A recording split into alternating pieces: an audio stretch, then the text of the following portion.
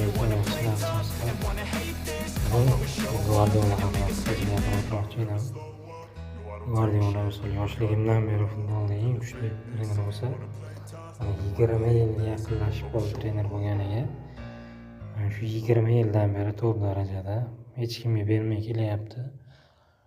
Raqobatchilar necha marta o'zgardi, Klopp bo'ldi, Mourinyo'ni oldi, Carlo Ancelotti, yana ko'plab murabbiylar bilan bahslashdi va hozirgacha eng zo'rlardan biri. Oldin to'g'risi Guardiolani teskari komandalariga balishchilik qilardim.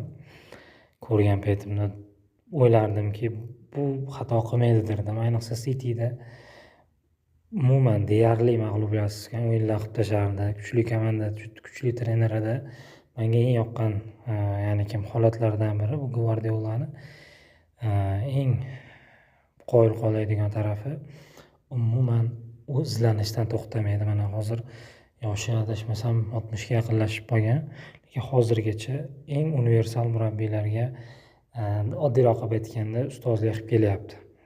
Qoyil qolish kerak, havas qilamiz. Xarakter jihatdan, ilmdan, to'xtamaslik jihatidan eng kuchli murabbiylardan biri. Menimcha hozirgi kundagi eng kuchli murabbiy yagona bo'lsa kerak. Tarix bo'yicha top 3talikda deyishadi, katta ehtimol bilan hammani top 3talikda bo'lsa kerak Guardiola uchun bitta layk bosib qo'yasizlar. Salomat bo'linglar.